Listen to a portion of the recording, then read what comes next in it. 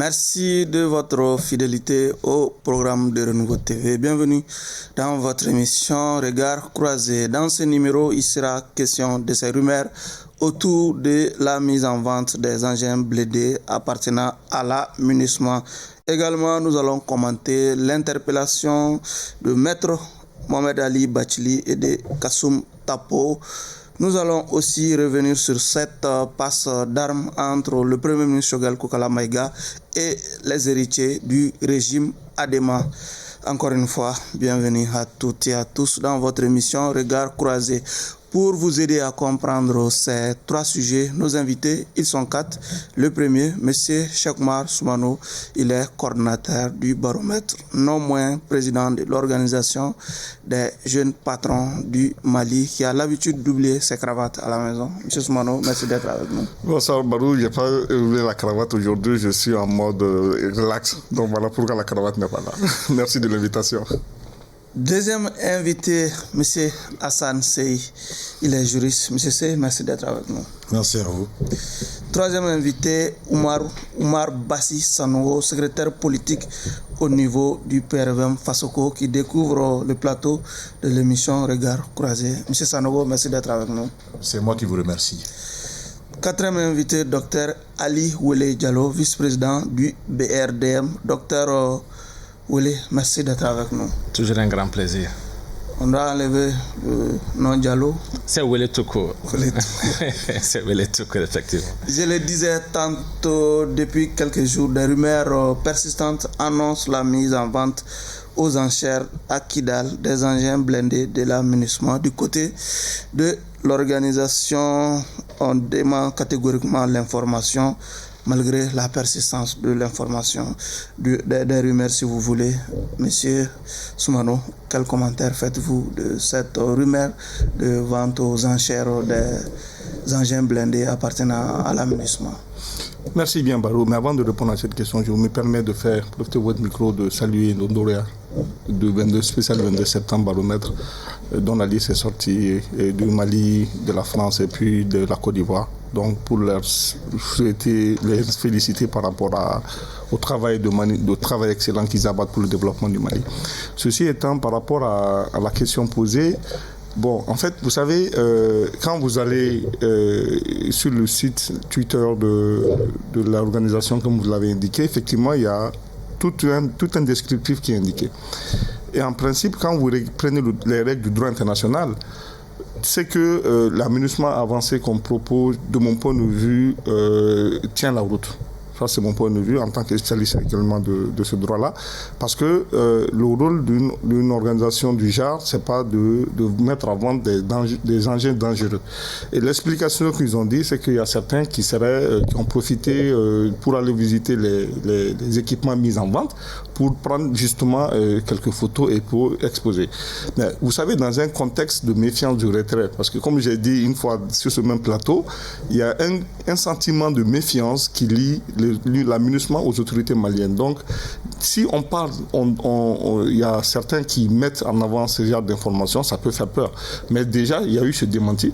Et pour quelqu'un qui va essayer de pousser les investigations, qui regarde les règles du droit international, de mon point de vue, les arguments avancés par la MINUSMA sont plausibles. Maintenant, à cela ne tienne, il faudrait qu'on reste vigilant pour que, en fait, ces armes ne puissent pas se retrouver dans les mains des personnes mal intentionnées.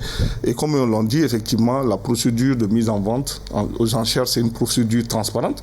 Et je pense que les gens peuvent aller vérifier. En tout cas, moi, j'ai pris le soin d'aller vérifier. Et c'est pour cela que j'estime que la thèse avancée justement par la MINUSMA jusqu'à preuve du contraire reste plausible. D'accord. Monsieur C, nous avons pu lire cette information sur la page officielle de certains responsables même des groupes armés. Effectivement, on a une publication notamment sur leur page Twitter où la MINUSMA nous laisse entendre que les enchères qui ont démarré depuis mi-mars, il y a des personnes qui sont allées dans les ateliers pour regarder le matériel sur place et que lorsqu'ils sont allés dans les ateliers, il y a des blindés endommagés et inutilisables. C'est ce que dit la MINUSMA. Et que ces personnes ont profité pour prendre ces blindés en photo. Ça veut dire qu'il y a quand même des blindés. La MINUSMA dit qu'ils sont inutilisables. et que c'est peut-être des tas de ferraille à ce moment-là. Si ça doit être vendu, ça sera vendu en ferraille, mais ce n'est pas prévu que ça soit vendu, parce qu'ils vendent que des déchets non dangereux. C'est ce que la MINUSMA dit. Oui. Et effectivement, dans le processus d'attribution et dans les appels d'offres, ils ne peuvent pas vendre de véhicules parce que les personnes qui sont là sont censées, en tout cas par rapport aux différents contingents, le matériel qui est encore disponible, retourner avec, ou à la limite le laisser aux autorités du pays d'accueil. Donc normalement, Oui. ça ne peut pas être vendu. Ça, c'est normalement. Après, qu'est-ce qu'il en est véritablement, je ne sais pas. Oui, mais est-ce qu'on On doit peut se fier continuer ça. à continuer à consommer cette thèse proposée par l'aménagement les yeux fermés? Bon, en tout cas, on peut présumer de leur bonne foi. Et même s'il y avait une intention derrière qu'on ne peut pas réellement savoir, le fait qu'il y ait eu cette alerte-là, je pense qu'il n'y aura pas de problème. Donc on peut peut-être passer outre, mais c'est ceux qui disent. Maintenant, on peut estimer que c'est plausible pour l'instant. Monsieur Sanogo, quel commentaire faites-vous de cette autre actualité? Alors donc, merci bien M. Barou. D'abord, je remercie Renouveau TV de m'avoir permis de faire mon baptême de feu dans l'émission Regard Croisé. Alors donc, je salue aussi mes collaborateurs et je bondis dans le même sens que mes deux prédécesseurs. Et, sauf que, vous savez, en matière de gestion de stock, il est de notoriété publique que les stocks d'armement et les stocks, n'est-ce pas, des autres marchandises, n'est-ce pas, qui ne sont pas dans l'ordre des armements, ne doivent pas être mis au même endroit. Et moi, je pense que lors de la visite d'un atelier, n'est-ce pas, si au fait des gens qui sont venus pour voir les matériels qui sont mis en vente aux enchères ont la possibilité en même temps de filmer, n'est-ce pas, des blindés, alors moi, je crois que la municipalité devrait revoir sa façon de stocker ces marchandises. Parce que là, c'est là où le bas blesse, à mon sens. Et permettez-moi de dire quelque chose, parce qu'aujourd'hui, quand j'étais assis avec un ami qui était à Ménaka, qui est de passage ici à Bamako, il est de la Direction nationale de l'hydraulique, notamment le détachement qui se trouve au niveau de Ménaka. Ce dernier a été appelé par un autre collègue qui lui a dit que la MINUSMA avait fait une invitation adressée aux agents de l'État qui se trouvent à Ménaka pour qu'ils participent à une réunion, n'est-ce pas? La réunion, l'objet n'était pas connu, mais le gouverneur n'était pas informé de cette réunion-là. Alors, donc, tous ces actes-là sont de nature à jeter le discrédit sur la MINUSMA. Et donc, il serait séant que la MINUSMA, dans ses procédés, vraiment revoie sa copie. Et cela permettrait de vraiment garder cette confiance qui a existé de par le passé entre les autorités et la MINUSMA. Mais comme l'a dit M. Soumano, donc je vois que les deux parties se regardent en chien de faïence et il y a un sentiment de méfiance qui est installé. Et au regard des agissements de la MINUSMA et même de ce dont je viens de parler, cela n'est pas de nature vraiment à rassurer les relations entre la MINUSMA et les autorités maliennes. Monsieur Wele, en écoutant Monsieur Sanogo, on a l'impression que malgré ce communiqué de démenti de la MINUSMA, il pourrait y avoir anguille sous roche, où il y a finalement serpent sous roche. Bon, en fait, par rapport à la question, comme ça a été bien intitulé, c'est des rumeurs. Et vous savez, il faut juste comprendre la gestion, comment les rumeurs naissent. C'est ça la question fondamentale. Et il y a quelle main derrière par rapport à cette rumeur. Et vu la situation qui est d'actualité, et forcément les gens vont avoir des réserves par rapport à cette MINUSMA.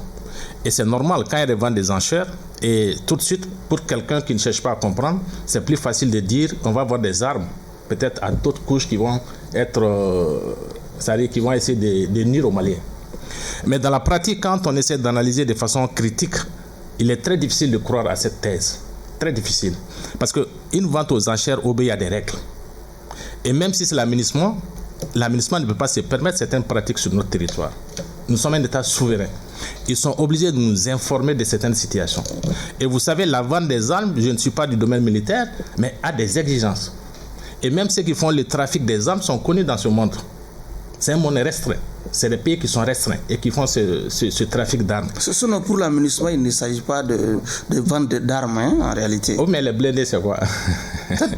Ils ont parlé des engins inutilisables. Non, j'ai compris. Si, parce que quand les gens ont des inquiétudes, c'est à ce niveau. Oui. J'ai compris. C'est parce que les gens se font des soucis en disant si ces armes, ces équipements sont récupérés par d'autres, peut-être qu'il n'y a pas de souci. Oui.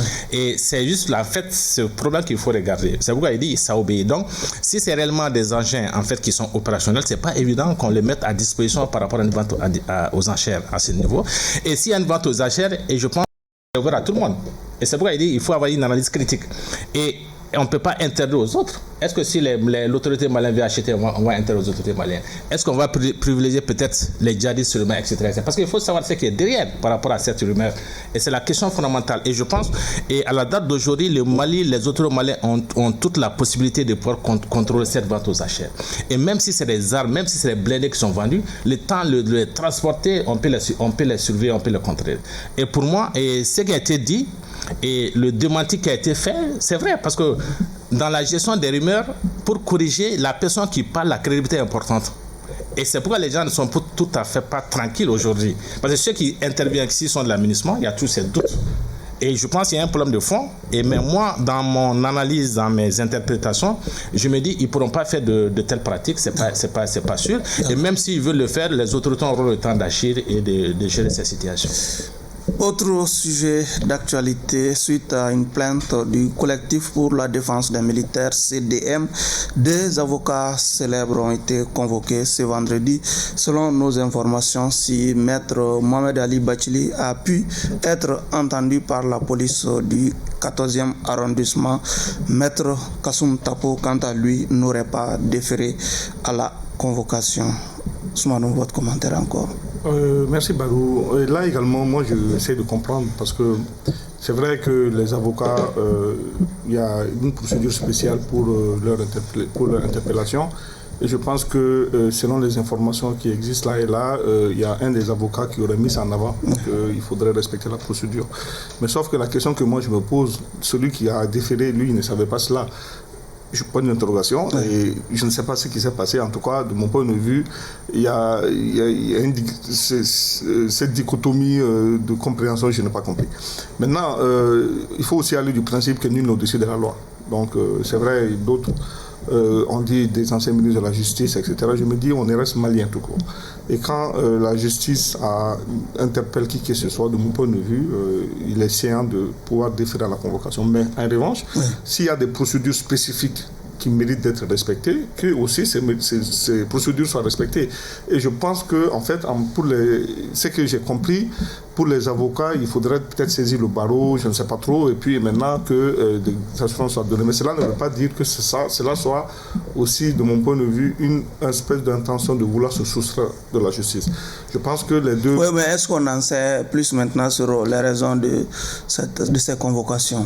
Bon, les raisons, on a dit que c'est des plaintes qui seraient déposées, on a cité des organisations qui auraient porté des plaintes et que ça touche un peu à la mauvaise gestion des ressources, un truc comme ça. Je pense que c'est dans ce cadre-là.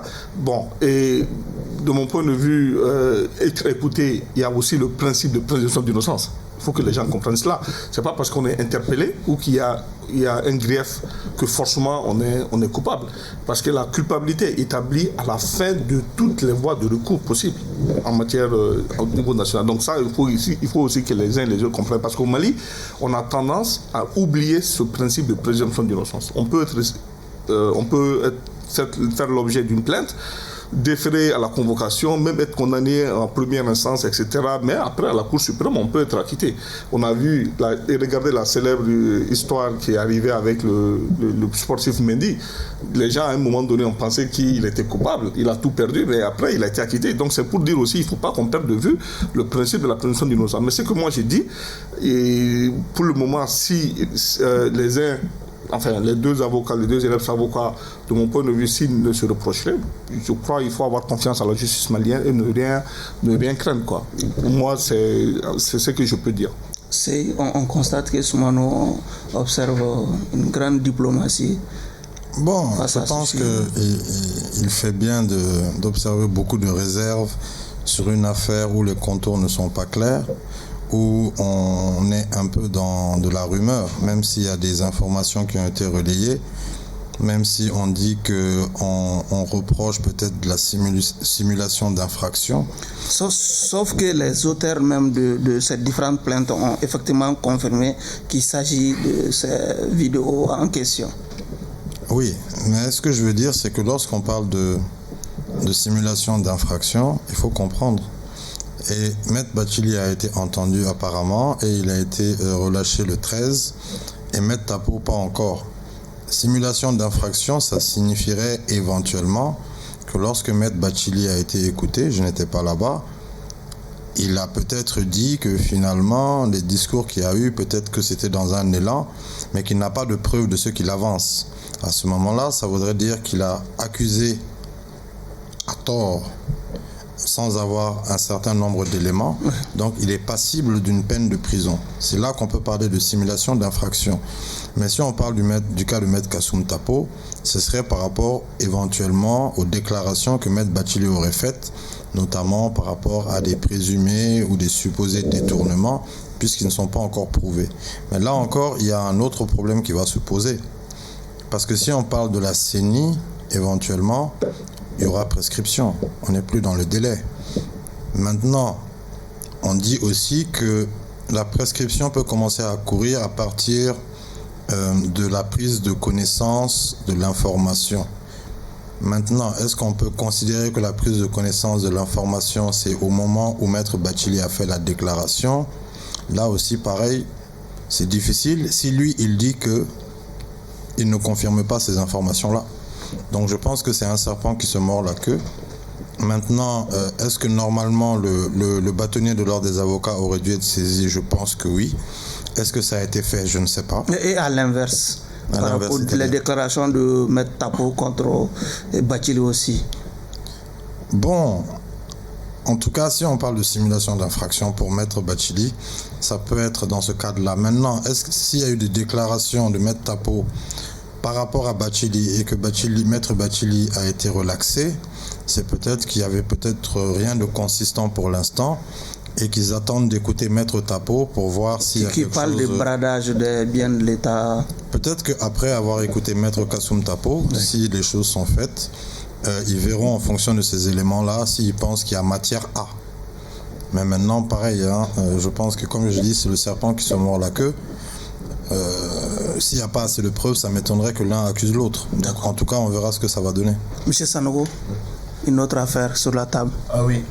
Donc, permettez-moi un peu de parler du contexte, oui. Parce que au fort temps du M5 RFP, je crois que ces deux anciens ministres et avocats se sont accusés mutuellement.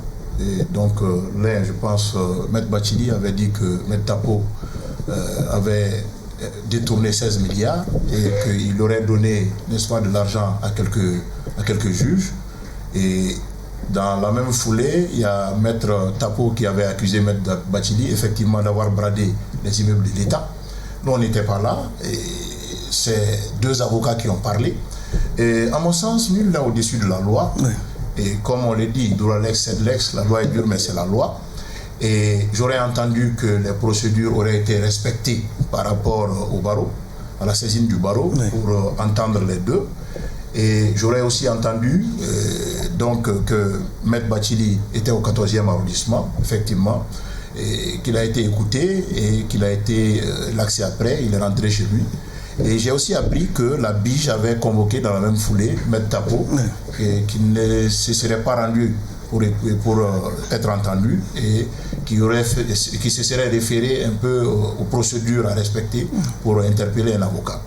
Ben, à mon sens, je pense que ces deux personnalités auraient dû prendre de la hauteur depuis bien longtemps. Vous savez, quand on a occupé des hautes fonctions de l'État, il est important vraiment qu'on se comporte comme tel, c'est-à-dire comme deux personnalités. Et ce que j'ai vu en son temps ressemblait plutôt vraiment à des débats de grains, donc ils n'auraient pas dû, n'est-ce pas, avoir lieu. Et aujourd'hui, ils sont devant les faits accomplis et puisqu'on le dit, les régimes changent, et puis les réalités changent, et aujourd'hui, ils font face, n'est-ce pas, aux réalités du régime en place. Et le collectif pour la défense des militaires qui a porté plainte, je crois, il y avait son représentant au commissariat hier, au 14e arrondissement. En tout cas, j'ose espérer que vraiment le droit sera dit et que justice sera rendue par rapport à toute cette affaire-là. D'accord. Voilà. Monsieur Wole, votre commentaire? Et par rapport à cette situation, je retiens seulement de façon synthétique un élément majeur. Et la prise de parole en public est très difficile. Très difficile. Et la parole, on doit savoir l'utiliser au moment opportun. Et c'est vrai que nous sommes en démocratie, on l'a toujours dit.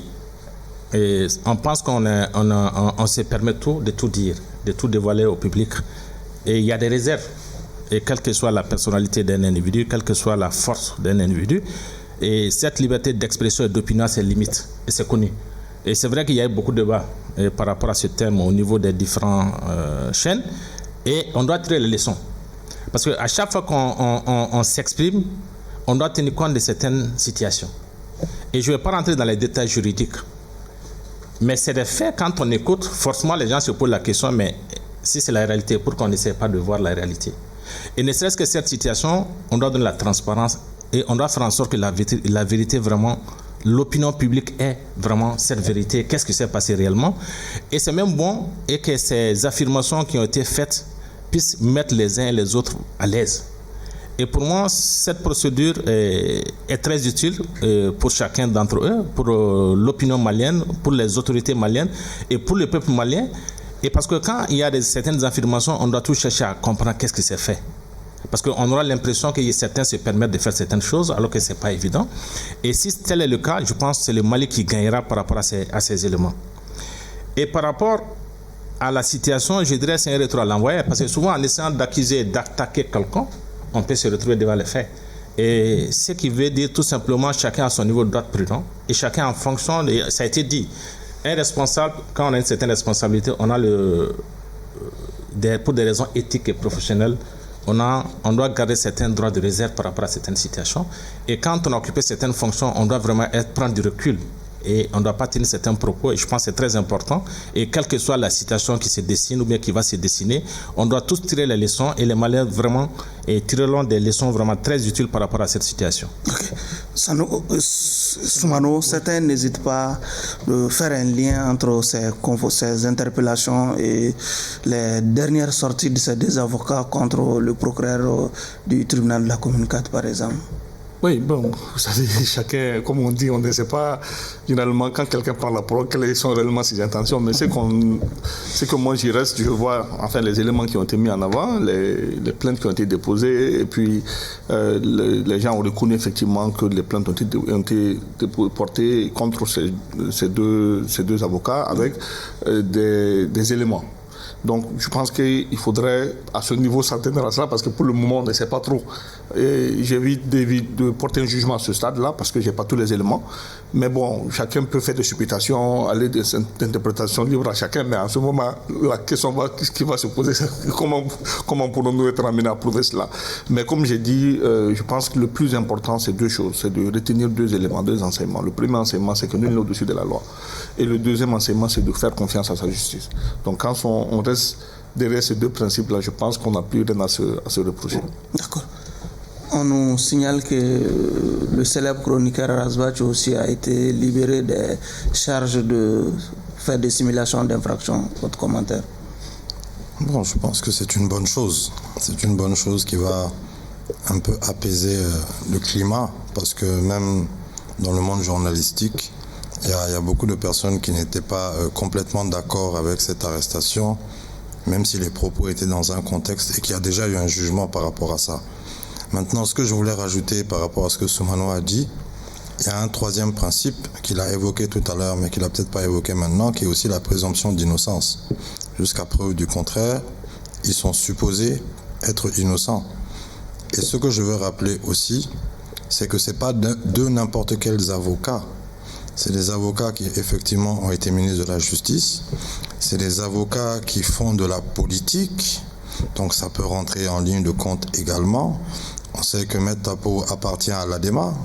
On voit ce qui se passe et je pense qu'on va y arriver par rapport à l'ADEMA et au MPR. Justement. On sait que lorsqu'il a été mis au CENI, Alpha était président, Ibrahim Boubacar Keïta était Premier ministre. Je ne dis pas qu'il y a de lien, mais je dis qu'on peut se poser aussi cette question-là. Et il faut rappeler que lorsqu'il y a eu ces déclarations, on a saccagé son immeuble et son domicile, qu'il y a eu des dégâts collatéraux et qu'à l'époque, il était encore ministre de la Justice. Donc, est-ce qu'il y a eu des réparations de l'État aussi dans ce sens-là? Parce que la justice doit fonctionner dans les deux sens. Donc, je pense que tous ces éléments, on aura des informations au fur et à mesure de l'avancée. D'accord. Pour l'instant, il faut peut-être rester prudent et puis marcher sur des œufs, quoi. Monsieur Sanogo, comment vous voyez la suite de ce dossier? Bon, déjà, la chose qui attire aussi mon attention, c'est que l'affaire arrive à un moment où les deux ont enterré la hache de guerre, parce qu'ils étaient quand même à couteau tiré à un moment donné du temps. Et c'est au moment où ils ont accordé les violons que l'affaire arrive. Et c'est aussi l'ironie du sort. Et donc, en tout cas, comme je l'ai dit, il a été dit ici qu'ils bénéficient tous les deux de la présomption d'innocence. Et le peuple malien en général, et nous en particulier, nous avons aussi soif de la justice. Et que, bon, nous souhaiterons quand même que toute la lumière soit faite sur cette affaire-là, afin que le peuple malien soit élucidé, éclairé par rapport à tout ce qui s'est passé. D'accord. Et je crois que ça aussi, ça va permettre à ce que l'on puisse tourner la page. Monsieur Ouélé, vous avez aussi soif de la justice dans ce dossier? Et nous avons vraiment suffisamment soif par rapport à la justice et par rapport à ce dossier. Et c'est bon que les Maliens comprennent et que les Maliens vraiment se mettent dans une bonne logique et qu'on ait une justice équitable. Et vous savez, c'est souvent facile de voir quelqu'un dans une situation difficile, mais chacun a son tour chez le coiffeur. Et c'est bon qu'on ait une justice vraiment qui se fera dans la légalité, avec les mêmes chances, et qu'il n'y a pas de super-hommes qui vont passer par des passerelles et pour que les autres soient toujours les punis et les victimes. Et c'est cette justice qui va mettre les uns et les autres à l'aise par rapport à ce pays et avoir la même égalité des chances et vraiment à s'épanouir. Et ces différents éléments qui se passent, en fait, souvent certains sont inquiets. Je pense que c'est une évolution normale du Mali. Et c'est une situation où les choses sont en train de se décanter. C'est une situation qui montre que le Mali est en train d'avancer dans certaines logiques. Et on ne peut même pas reculer parce que la situation est telle que aujourd'hui, dans n'importe quel domaine, et si vous n'êtes pas correct, les gens vous rappellent à l'ordre. Et je pense que c'est cette leçon qu'on doit tirer, et chacun à son niveau, et quel que soit le domaine, que ce soit sur un terrain juridique, un terrain de gestion, on doit tenir les leçons et appliquer les choses comme ça se doit. Et si tout le monde pratique les règles, les normes qui sont vraiment dans le domaine, et vraiment c'est le Mali qui gagnera, et je pense que nous sommes dans cette logique déjà. Beaucoup sont désormais les Maliens qui se demandent jusqu'où ira cette polémique entre le clan Choguel Kokala Maïga et celui du président Alpha Oumar Konaré. En attendant, nous continuons d'assister à une véritable passe d'armes entre les partisans des différents camps. Soumano, où est-ce que vous vous situez par rapport à ces deux camps? Merci bien, Barou. Déjà, moi, je pose une question préjudicielle, comme disait. Vous avez choisi votre camp déjà? Non, je pose d'abord la question préjudicielle et puis je fais des analyses. Allez-y. Première des choses, est-ce que ils agissent, le Choguel agit en tant qu'homme politique ou en tant qu'homme d'État? Première question. Parce que c'est difficile de faire, quand il tient ses propos, de faire la part des choses. C'est vrai, il est président, le Premier ministre, il est aussi homme politique. Maintenant, s'il agit en tant qu'homme politique, il est tout à fait dans son rôle parce qu'il le fait tout le temps. Hein. Quand il est homme politique, j'ai vu beaucoup d'instances devant lesquelles il a été invité, il a dit ces propos-là. En revanche, quand il agit en tant qu'homme d'État, c'est là où je m'inquiète. Parce que le principe, c'est quoi? C'est qu'en ce moment, on va poser le même principe au niveau de Alpha. Est-ce que Alpha, en tant qu'homme d'État, qui a géré, qui a le poste le plus prestigieux au Mali, quand même, il a occupé pendant 10 ans. Si un homme d'État attaque un homme d'État, ça veut dire qu'on n'a pas respecté un principe de fonctionnement de l'État qui est la continuité. Et ce principe de continuité, ça me ramène aussi à parler de questions de bilan. Vous savez, en comptabilité, hein, c'est vrai, c'est technique, mais c'est important que les gens le sachent. Un bilan, c'est toujours deux côtés, actif et passif. Et en comptabilité, on dit qu'il faut que ça soit équilibré pour qu'on parle d'une bonne comptabilité. Mais en politique, le bilan, il est toujours déséquilibré. Donc, il y a toujours un bilan. Soit il y a l'actif qui dépasse le passif, ou le passif dépasse l'actif. Mais qu'est-ce qui se passe? Quand bien même le passif dépassait l'actif, dès l'instant qu'on reste dans un autre principe de la comptabilité, qui est le principe de la continuité de l'exercice, et qui se transpose également sur le plan politique, qui est la continuité de l'État, ça veut dire que dès qu'on a le statut d'homme d'État, on est comptable de ce qu'a fait le prédécesseur. Ça, c'est extrêmement important. Donc, c'est là où je me dis, c'est inquiétant, que si, en tout cas, Choguel, il agit avec la casquette d'homme d'État, on peut lui reprocher des choses. Mais s'il agit avec la casquette d'homme politique, il est totalement dans son rôle. Parce qu'en ce moment-là, il a toujours dit, il se réclame d'un régime qui aurait été attaqué, qui avait été renversé par un autre régime. Donc tous ceux qui se réclament des mouvements démocratiques, qui ne va pas leur faire de cadeaux en tant qu'homme politique. Mais par contre, dès l'instant qu'on gère le Mali, parce que tout ça, c'est le Mali qu'on gère. Donc, je peux me permettre de dire les choses parce que je n'ai jamais occupé un poste politique. Donc quand je suis homme d'État, j'ai un devoir de réserve. C'est là où on peut peut-être lui dire que ce qu'il a tenu comme propos peut ne pas se comprendre. Donc ça, c'est vraiment important. Et pour finir, je dirais encore une fois, le bilan, c'est deux parties, actif-passif. D'accord. Donc, quel que soit le bilan, il y a toujours un bilan. Parce qu'il y a soit le passif, soit il y a l'actif. Mais je sais, si vous vous appeliez François Hollande, vous auriez dit un Premier ministre ne doit pas dire ça. Bon, comme je ne m'appelle pas François Hollande, il serait difficile de répondre à ta question. Allez-y. Mais toujours est-il que dans ce contexte précis, il y a eu des erreurs des deux parts. Quand je dis des deux parts, après ça c'est mon jugement à moi, je peux me tromper. Du côté du MPR et du Premier ministre, et du côté de l'ADEMA également. Pourquoi je dis ça? On est dans un meeting qui est censé être un meeting politique. Dans ce meeting politique, même s'il est Premier ministre, il n'est pas censé avoir sa casquette de Premier ministre, mais il est quand même censé avoir un minimum de droits et de devoirs de réserve, comme le disait le camarade Wele à côté de moi, parce que ça s'applique à tout le monde, notamment au plus haut sommet de l'État, et ne pas aller sur certaines sensibilités, parce qu'on pourrait l'interpréter comme de la rancune ou de la revanche. Et je vais m'expliquer également. Sinon, il s'agissait d'une petite cérémonie de présentation de... Oui, mais vous savez, d'une petite étincelle, on peut avoir un grand feu. Le problème qui se pose, ce n'est pas en réalité la taille de la cérémonie, c'est la portée des propos. Parce que c'était dans un contexte précis, mais qui s'est retrouvé de manière publique. On sait que Choguel Kokala Maïga, le Premier ministre, était un membre de l'Union nationale des jeunes du Mali. C'est pas un secret. On sait qu'il s'est réclamé de Moussa Traoré. On sait qu'en 1997, il a créé d'ailleurs le MPR dans ce sens-là. Et on sait que Alpha Oumar Konaré est arrivé après Moussa Traoré et que les partisans de Moussa Traoré n'aimaient pas particulièrement Alpha Oumar Konaré. Donc à ce moment-là, politiquement, comme il l'a dit, ça se comprend. Maintenant, lorsque l'ADEMA doit répondre et ils font un communiqué en disant que par rapport à l'école et par rapport à l'armée, il y a des choses qui ont été faites, moi j'aurais préféré ou ne rien dire, ou dans ce cas-là, dans le communiqué, donner des chiffres. Au lieu de dire qu'il y a beaucoup d'écoles, beaucoup de ceci ou beaucoup de cela, j'aurais préféré que dans ce communiqué, l'ADEMA donne des chiffres. Il y a eu X nombre d'écoles, il y a eu X nombre de choses. Est-ce que l'ADEMA n'est pas dans la réaction? Même s'ils sont dans la réaction doit être précise et chirurgicale. Parce qu'on est en matière politique. On ne peut pas être dans de l'à peu près en disant on a fait des écoles et autres. C'est-à-dire que c'était dans la précipitation. Il y a un proverbe chez nous qui dit que lorsqu'on est pressé de marier une femme, on marie une femme enceinte.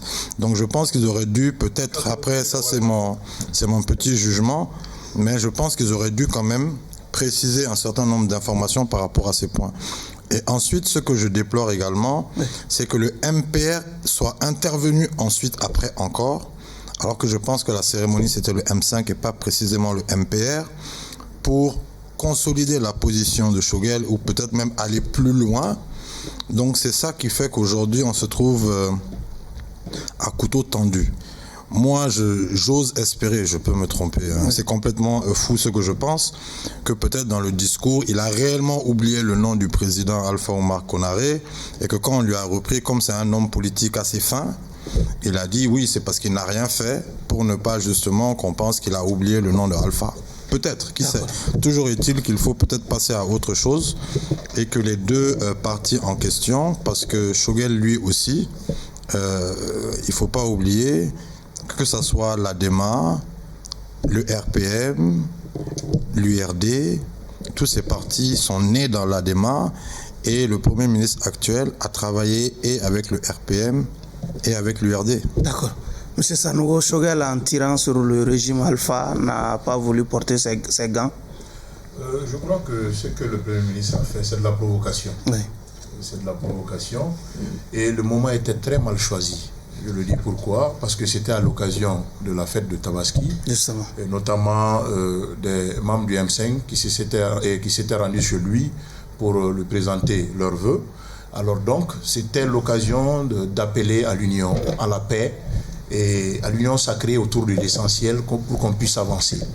Je me rappelle, Choguel, fraîchement venu de la tribune des Nations Unies, où il avait tenu des propos très virulents contre la France, où il avait même dit que la France avait abandonné le Mali en plein vol, ce qui lui avait valu vraiment l'attention de tous les Maliens. Et quand il est revenu, il a dit ceci. Il dit que le message, il y a trois choses qu'il faut retenir du message. Oui. Il y a le messager, alors il y a le moment où on prononce le message, et il y a aussi la personne qui donne le message. Oui.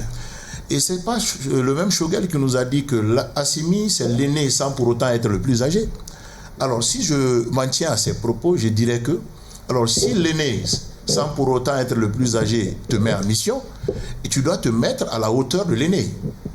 C'est très important, parce que tu es en mission et pour l'aîné. Et donc, si cela est vrai, donc il doit prendre de la hauteur par rapport à certaines choses. Et moi, je crois fermement qu'aujourd'hui, là où on se trouve, alors donc il a parlé de développement il n'y a pas longtemps. Il dit qu'on doit maintenant s'atteler à développer notre pays. Pour développer un pays, il faut apaiser le climat social. Alors, donc pour apaiser le climat social, il faut vraiment savoir ce qu'on dit. Mais je mets son propos aussi dans un autre contexte. Je me dis que au moment où il était souffrant et où il ne pouvait pas intervenir, et on avait mis le ministre d'État Abdoulaye Maïga, le colonel Abdoulaye Maïga, pour assurer son intérim. Ouais. Et on avait constaté un regain, n'est-ce pas, comme on le dit, la calmie politique. Voilà, justement.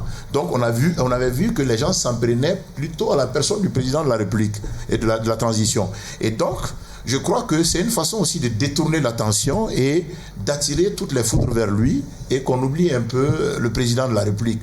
C'est l'analyse politique que je fais, mais qu'à cela ne tienne, je pense que ce n'est ni le moment ni le lieu de tenir ces propos-là, et je crois que l'heure est à l'union sacrée autour de l'essentiel. D'accord. Et je pense que pour un Mali, comme il l'a dit, réconcilié avec lui-même, réconcilié avec son histoire et ses valeurs traditionnelles positives, ouais. Et nous voulons aussi un Mali respectueux du passé, mais quand même résolument tourné vers l'avenir et décider avec une nouvelle page de l'histoire de l'Afrique. Pour ce faire, le Premier ministre vraiment doit prendre la hauteur. D'accord. Monsieur Wille, les propos du Premier ministre ont profondément choqué Monsieur Sanogo. Ils vous ont choqué aussi? Non? Vous savez... Vous êtes du BRDM. Vous savez, quand on est en communication, il faut vraiment savoir analyser et savoir être réceptif par rapport à ce qui doit être dit. Et c'est vrai qu'aujourd'hui, il y a plus de réactions. Et s'il y a quelqu'un qui peut mieux expliquer cette situation, je pense, c'est l'auteur qui a émis le message, qui a donné le message à la personne, le PM. Et c'est lui qui sait réellement ce qu'il cherchait par rapport à c'est-à-dire en véhiculant ce message. On ne pourra pas parler à sa place. Et vous savez, en matière de politique, il y a des stratégies, chacun sait exactement ce qu'il cherche. Et en matière de communication, il y a souvent des effets inattendus, vous le savez plus que moi, et par rapport à la communication. Et est-ce que c'est réellement l'effet qu'il attendait? Est-ce que ce n'est pas l'effet inattendu? Et comme on le dit souvent, en matière de jugement, personne n'est au-dessus des critiques. Ça, il faut l'accepter aussi. Et nous sommes dans une démocratie et chacun donne ses opinions. Mais ça n'est pas dit que l'opinion qui est donnée est forcément la vérité. Et chacun donne sa perception devant une situation. Et il n'est pas dit que cette perception est forcément la réalité. Et par rapport à cette situation, je dirais tout simplement aux différents acteurs d'être plus vraiment critiques. On ne doit pas, comme on dit, des supporters comme le Real et le Barça, et comme on voit à longueur de journée. Ce n'est pas parce qu'on est dans un camp forcément qu'on doit se jeter sur l'arène. On doit faire des analyses critiques. Et c'est ce qu'on a constaté effectivement. Chacun essaie de justifier son camp. Et on doit sortir de cette situation par rapport au Mali. Et c'est vrai que chacun fait des critiques. Et ce qui a été dit, et je pense que ce n'est pas la première fois que les mêmes choses ont été dites. Il y a d'autres qui l'ont dit bien avant. On le sait. Mais pourquoi il n'y a pas autant de réactions? Est-ce que c'est la personne qui crée plus de polémiques? Point d'interrogation. Et vous savez, il y a certains qui ont une certaine impopularité, si je peux dire ainsi. Mais il faut souvent comprendre pourquoi. Et à chaque fois que X agit, les gens sont toujours tentés à réagir. Et je le dis souvent, un responsable ne doit pas s'inquiéter de son impopularité. Un responsable doit s'assumer de l'atteinte de ses objectifs. Et c'est ça le plus important. Et la réaction des uns des autres, c'est des choses qui sont normales. Mais il faudra que pendant cette situation, qu'on voit la réalité, ce qui s'est passé. On ne doit pas aller à des confrontations personnelles. C'est ce qu'on doit éviter dans cette gestion actuelle de cette crise. Et les gens doivent tirer les leçons et c'est le peuple qui doit faire la part des choses, qui doit trancher, qui doit avoir la vérité par rapport à cette situation. Ok. Pour enterrer sa hache de guerre, l'ADEMA a fait une proposition. Elle demande au Premier ministre de présenter des excuses officielles et à l'ADEMA et au président Konaré. Oui, maintenant la question, Choguel, il le fera en tant que quoi, encore une fois? Parce qu'il faut que cela soit important. Vous savez, la politique, c'est un peu comme la diplomatie. En général, quand l'État, la meilleure façon pour un État de recevoir la réparation d'un tort, c'est de demander à ce que l'autre État qui l'a porté tort présente ses excuses. Ça, c'est ce qu'on appelle la satisfaction. C'est la meilleure des réparations en matière de droit international. En politique aussi, c'est la meilleure des réparations. Mais la question qu'on pose, est-ce que, en ce moment où je me mets à la place de Choguel, c'est lui qui juge l'opportunité. Est-ce qu'en ce moment, il va dire, s'il a fait déclaration faite en tant qu'homme politique, il est tout à fait dans son rôle de critiquer parce qu'il a toujours fait. Ou bien il l'a fait en tant que Premier ministre. Et c'est moi, en tout cas, j'estime que s'il l'avait fait en Premier ministre, c'était mal à propos. Mais j'ai écouté une de ses vidéos et là, au moins, il a dit quelque chose qui me réconforte un peu parce qu'il a reconnu quand même les compétences du président Alpha, parce qu'à l'époque, nous, on était très jeunes quand Alpha était au pouvoir. En 92, on était très très jeunes. Il dit, on peut tout reprocher à Alpha, mais quand il quittait, il n'a pas laissé les Maliens aussi divisés comme c'est le temps. Donc, et là, cette unité-là, ça vaut quoi? De mon point de vue, ça a son pesant d'or. Parce que tous les Maliens veulent la réconciliation. Tout le monde veut qu'on puisse réunir l'ensemble des Maliens. Donc, si Alpha a au moins ce mérite-là, ça peut constituer juste un bilan. Donc, en ce moment-là, je peux dire, on ne fait pas le fétichisme pour savoir quelle était l'intention du Premier ministre quand il disait ça. Enfin, il faut même, j'évite de dire Premier ministre Choguel, parce que je ne sais pas s'il a fait la déclaration en tant que Premier ministre ou s'il a fait en tant Il est tout de même Premier ministre. Voilà, non, mais il peut dire qu'il a fait en tant qu'homme politique. Parce qu'on a dit, ce n'était pas les ministres qui étaient en présence, c'était ses camarades politiques. Donc, dans tous les cas, il faudrait qu'on évite de tenir des propos qui peuvent mettre les Maliens dos à dos. Alpha est un homme, en tout cas, ce qui est sûr, les propos sont adressés à un homme d'État. D'accord. Et donc ça, il faut... Monsieur C, la demande je pense des excuses officielles. Oui, il y a une solution très simple. Allez-y, quelle est votre solution? Une fois que c'est arrivé dans le domaine public, Choguel est le Premier ministre. Il dit simplement, en tant que Premier ministre, je m'excuse auprès de l'ADEMA. En tant que président du MPR ou du groupement M5, je ne m'excuse pas auprès de l'ADEMA. Et on passe à autre chose. Il faut qu'on puisse passer ces petites dissensions, parce que je pense que Alpha lui-même peut-être a pris de la hauteur par rapport à la situation. Mais comme c'est l'ADEMA qui frappe en entier, ça va créer des soucis, en sachant encore une fois que lui-même a travaillé et collaboré avec l'ADEMA en tant que ministre notamment. Donc qu'il présente des excuses en tant que Premier ministre et homme d'État, et qu'ils disent qu'il ne présente pas d'excuses en tant que président du MPR et président du M5. Vous dites qu'il a collaboré avec l'ADEMA en tant que ministre, Choguel Maïga? Bon. Pas avec l'ADEMA. Pas avec l'ADEMA. Oui. Quand je dis l'ADEMA, je pense à Ibeka, qui est issu de l'ADEMA, qui a créé le RPM. Surtout. Oui, ATT. Mais il a été ministre de l'économie numérique sous Ibeka, qui, lui, Ibeka, est issu ministre de l'ADEMA. Ministre du commerce sous ATT. Sous ATT. Oui. Il a été ministre du commerce et de l'industrie sous ATT. D'accord. Monsieur Sanogo, l'ADEMA réclame des excuses officielles de la part du Premier ministre Choguel Kokala Maïga. Comme je l'ai dit, je pense que c'est possible. Il doit le faire. Il peut, dans une adresse à ses partisans dont il a le secret, et il peut profiter, dans ses propos liminaires, de présenter ses excuses. Puisqu'il sait le faire, il communique bien. Et moi, je crois qu'il peut le faire. Donc, qu'il cesse désormais vraiment d'être clivant. Et je crois qu'il n'en est pas à son premier essai. Il en a fait beaucoup de par le passé. Et je me rappelle encore une fois, quand il était porte-parole du gouvernement sous Ibeka, il l'a fait à l'intention de tous les Maliens.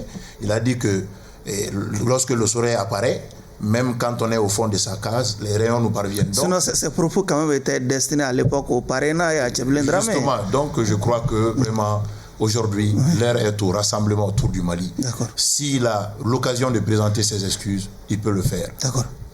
Vous conseillerez au Premier ministre de présenter ses excuses à l'ADEMA et au président Konaré, M. Ouelé? Et vous savez, c'est facile de présenter ses excuses. Mais il faut toujours voir les différents contours. Il y a des moments quand on présente des excuses, il faut voir le pourquoi. Et c'est pourquoi je dis que ça dépend de l'idée qui est derrière. Et si c'est dans une stratégie d'attaque, ça c'est autre chose. Si c'est dans une situation où il y a une erreur, ce n'était pas l'effet étendu, c'est plus facile. Ça dépend. Et je pense, et c'est pourquoi il dit qu'il est la meilleure personne, la mieux placée pour prendre la stratégie, la meilleure option et pour trouver la solution. Et vu les réactions simultanées en fait qui ont été suscitées par ce message, je pense qu'il est plus simple de pouvoir calmer. Et je pense qu'il a le pouvoir, tous les mois aujourd'hui, de pouvoir amener une accalmie par rapport à cette situation. Et j'espère qu'il le fera avec la manière peut-être qui lui conviendra en fonction du contexte politique. Et étant responsable aujourd'hui, et je pense qu'il aura toutes les astuces, je ne doute même pas, et pour amener une accalmie par rapport à cette situation.